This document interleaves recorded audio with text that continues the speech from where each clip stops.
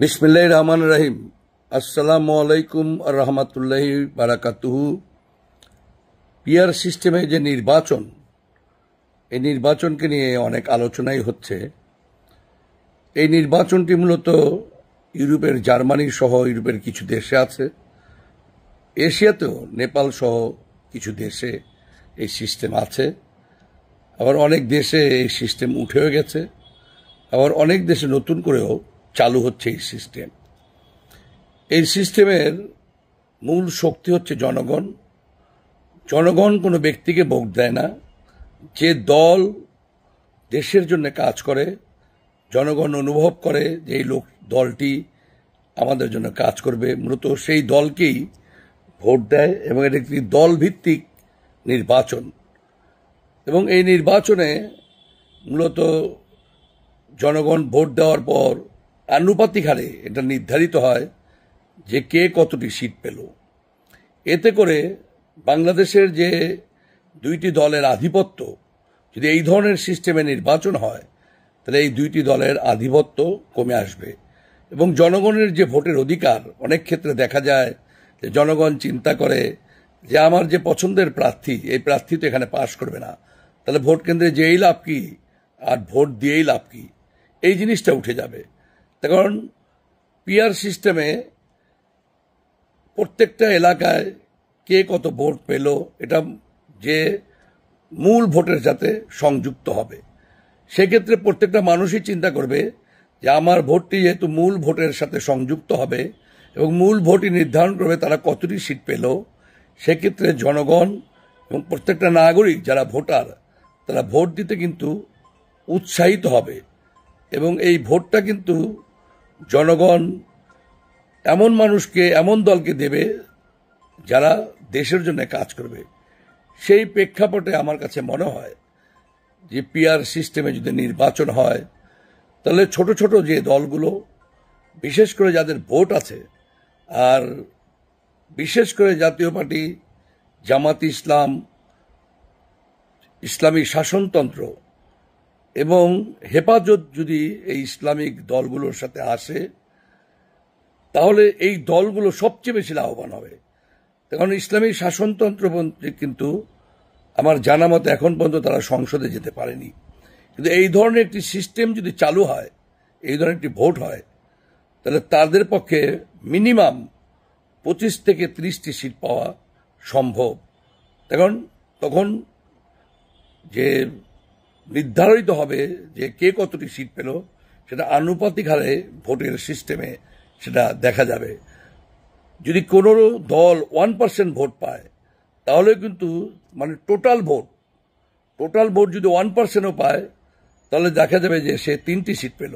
10% vote পেলে সে 30টি seat পেল। তা আওয়ামী লীগ বিএনপির যে ভোট, সেই ভোটে দেখা যায় যে তাদের যে ভোট সেটা 40%-এর ভিতরে। কারণ 91-এ যে নির্বাচন হয়েছে সেই নির্বাচনে বিএনপি 33% ভোট আর আওয়ামী লীগ 34% ভোট পেয়েও, কম ভোট পাওয়ার কারণে কিন্তু তাদের কম সিট পাওয়ার কারণে কিন্তু তারা বেশি ভোট পেয়েও ক্ষমতায় যেতে পারেনি। আবার 2001 সালে আওয়ামী লীগ 60-62টা সিট পায়, বিএনপি জোট 220টির উপরে সিট পায়। সেখানে দেখা গেছে যে জাতীয় পার্টি আলাদা নির্বাচন করেছে, আওয়ামী লীগের কারণে বাধ্য হয়েছে আলাদা নির্বাচন করতে। 4 দলীয় জোটে থাকলেও তারা বেরিয়ে গেছে। কিন্তু সেখানেও দেখা গেছে যে আওয়ামী লীগ 62টা সিট পেলেও বিএনপি 220-এর উপরে সিট, বিএনপি 4 দলীয় জোট। সেখানেও দেখা গেছে যে মাত্র 5 থেকে 7 লক্ষ ভোটের ব্যবধানে সিটের পার্থক্য এত বেশি হয়ে গেছে। তো যাই হোক, যদি আওয়ামী লীগ বিএনপি এই পিআর সিস্টেমের নির্বাচনে 30-35% ভোট পায় তাহলে কিন্তু তাদের সিট 100-110টির মধ্যেই থেকে যায়। তাহলে পিআর সিস্টেমে নির্বাচন হলে, সামনে যদি নির্বাচন হয়, তাহলে কোয়ালিশন সরকার ছাড়া কোনো উপায় নাই। তাহলে যে দলের ভোট আছে তাদের জন্য কিন্তু বিশাল সাফল্য। আর বিশেষ করে যে ছোট ছোট দলগুলো, যাদের মূলত আপনি ভোটের হিসাব যদি করেন তাহলে কিন্তু যে ভোটটা আছে এখন পর্যন্ত সেটা হচ্ছে বিএনপি, আওয়ামী লীগ, জাতীয় পার্টি, জামাত ইসলাম, চরমোনাই, এই 4টি দলের ভোট আছে। বাকি দলের ভোট সর্বসাকুল্যে সবাই মিলেও যদি নির্বাচন করে, বাকি যে দলগুলো বাংলাদেশে আছে সব দল মিলেও যদি নির্বাচন করে, তাহলেও তারা 1% ভোট পাবে কিনা আমার সন্দেহ আছে। আর এনসিসিপি যেটা, তারা নতুন দল, আগামী নির্বাচনে তারা কি ভোট পায় তারপর হলো তাদের ব্যাপারে আলোচনা করা যাবে। বাকি যে দলগুলো, সেই দলগুলো ইতিমধ্যেই বিভিন্ন নির্বাচনে অংশ নিয়েছে। 2-1টা দল যদিও নির্বাচনে অংশ নেয়নি, বেশিরভাগ দলই কিন্তু নির্বাচনে অংশ নিয়েছে। তো এই ক্ষেত্রে পিআর সিস্টেম যেটা আছে সেটা আধুনিক সিস্টেম, অনেক দেশের জন্য একটি ভালো সিস্টেম। এবং এই যে সিস্টেম, এই কথাটি কিন্তু পল্লীবন্ধু হোসেন মোহাম্মদ এরশাদ যখন প্রাদেশিক গভর্নমেন্টের দাবি তুলেন, তখন উনি আনুপাতিক হারে সিটের কথা উনি বলেছিলেন, যথাসম্ভব 2010 সালে। আগে পরে হতে পারে, আমার কাছে এই মুহূর্তে সালটার কথা মনে নাই। উনি কিন্তু প্রথম এই চিন্তা ভাবনা করেছেন। তার কারণ পল্লীবন্ধু হোসেন মোহাম্মদ 80 দশকের মাঝামাঝি সময় উনি উপজেলা সিস্টেম চালু করেছিলেন, এবং এই উপজেলা সিস্টেম পরবর্তী পর্যায়ে যারা সরকারের সাথে তারা বাদ করে 2008 সালে আবার আওয়ামী লীগ চালু করে। উপজেলা পদ্ধতির মাধ্যমে পল্লীবন্ধু হোসেন মোহাম্মদ এরশাদ সমস্ত গ্রামকে শহর বানিয়ে ফেলতে চেয়েছিলেন।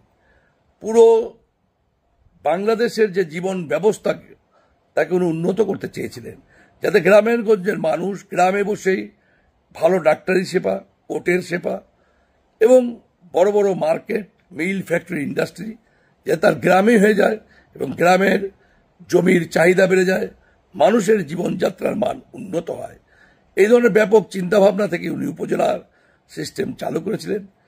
সেটারই একটি অংশ হচ্ছে প্রাদেশিক গভর্নমেন্ট, যেটা পৃথিবীর বেশিরভাগ দেশে আছে। ইন্ডিয়া বলেন, আমেরিকা বলেন, কানাডা বলেন, রাশিয়া বলেন, চায়না বলেন, সব দেশেই প্রাদেশিক গভর্নমেন্টের সিস্টেম আছে। তো বাংলাদেশ ছোট দেশ, সেই হিসেবে 4টি প্রাদেশিক গভর্নমেন্ট হতে পারে। এইগুলো চিন্তা ভাবনা কিন্তু হোসেন মোহাম্মদ এরশাদ অনেক আগেই করেছেন। সেই প্রেক্ষাপটে যারাই ক্ষমতা এসেছে তারা হোসেন মোহাম্মদ এরশাদ থেকে প্রায় 10-15 বছর জ্ঞানে পিছিয়ে আছে বলে আমার মনে হয়।